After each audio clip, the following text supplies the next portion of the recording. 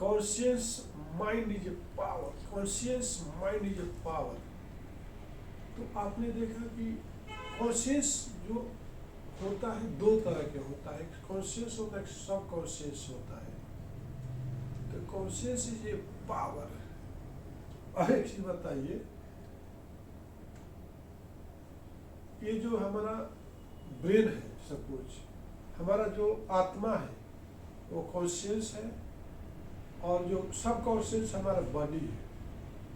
जैसे कि कोई फ्रूट लगाते हो, कोई प्लांट लगाते हो, तो जो अर्थ हो गया है, वो जो भूमि हो गई, वो जब सब कॉन्शियस है, और जो आपका जो प्लांट है वो कॉन्शियस हो गया। तो आपने देखा कि कॉन्शियस माइंड जो है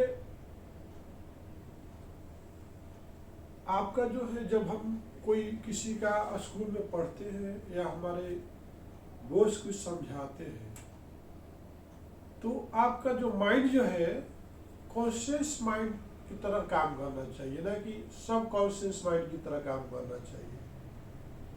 होता क्या है, जब आपको कुछ अच्छी बातें बताया जाता है या कहीं पर किसी मीटिंग में बैठते हो, तो आप अपना फोन लेकर के टिक टाक करते रहते हो, और नहीं तो पेन ले लो तो इधर खरोच बनाना शुरू कर देते हो।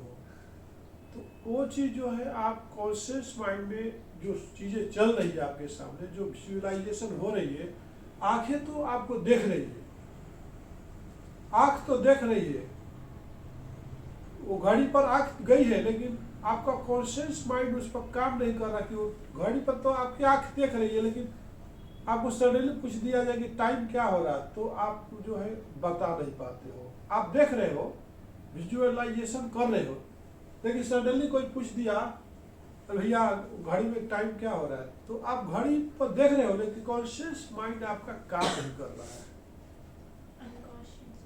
तो आपको कहने का मतलब है कि कॉन्शियस माइंड को डेवलप करना है, तो कोई भी जब काम करते हो, अगर प्रभु से आप कुछ मांगते हो, लॉ ऑफ द अट्रैक्शन बोलते हैं, आप जो प्रभु से मांगते हो ना, जो हम ईश्वर से मांगते हैं, वो हमारे कॉन्शियस माइंड में जाके फीड हो जाता है।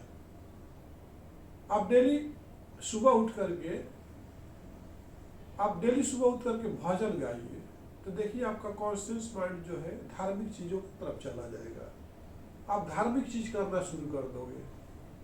आप डेली उठ करके किसी पड़ोसन को, किसी आंटी को, किसी लड़की को देखना शुरू कर दीजिए, तो आपका कॉन्शियस माइंड जो है ना, उसके तरफ आकर्षित हो जाएगा, अट्रैक्ट हो जाएगा।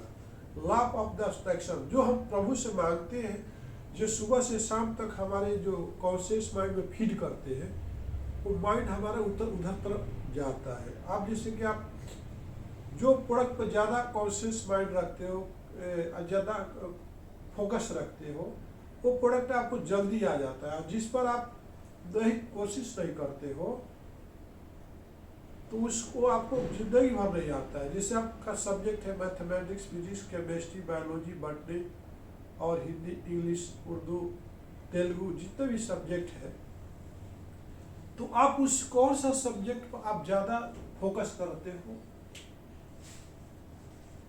वही आपके कॉन्शियस माइंड में फीड हो जाता है, लॉ ऑफ अट्रैक्शन के हिसाब से।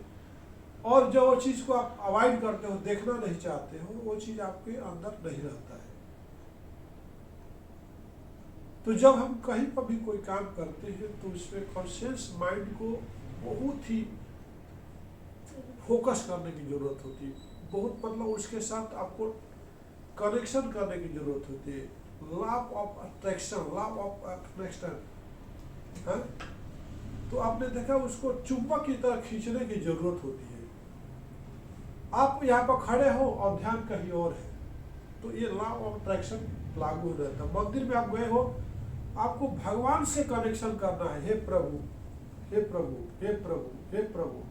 आपकी जो आंखें बंद हो जाएगी, और जब आप बंद करोगे और वो जो फिगर आप देख रहे हो, भगवान के जो मूर्त देख रहे हो, आंख बंद करने के बाद भी अगर आप उसको महसूस करते हो, तो कॉन्शियस माइंड में जाके फिक्स हो जाता है और परमानेंट हो जाता है। लेकिन आप जब आँख खोलते हो, आँख बंद करने के बाद भी आपको मेरा जूता बाहर है, कोई चुरा के तो नहीं ले जाएगा, मेरा घर में क्या हो रहा है, मेरे कंपनी में क्या हो रहा है, उधर क्या हो रहा है, आपका जो जो कॉन्शियस माइंड जो है काम नहीं करता है, और आपका सब कॉन्शियस माइंड जो है आपको दूसरे तरफ भटकाने का काम करता है, तो वो पूजा आपको सफल नहीं होता है। जब पूजा कोई भी काम करते हो तो दिल से करना चाहिए और दिमाग से करना चाहिए, और कॉन्सेंट्रेशन वहीं पर होना चाहिए। जब तक कॉन्सेंट्रेशन वहां पर नहीं रहेगा तो कॉन्शियस माइंड आपका काम नहीं करेगा। आपने देखा कि conscious mind is a power. नमस्कार।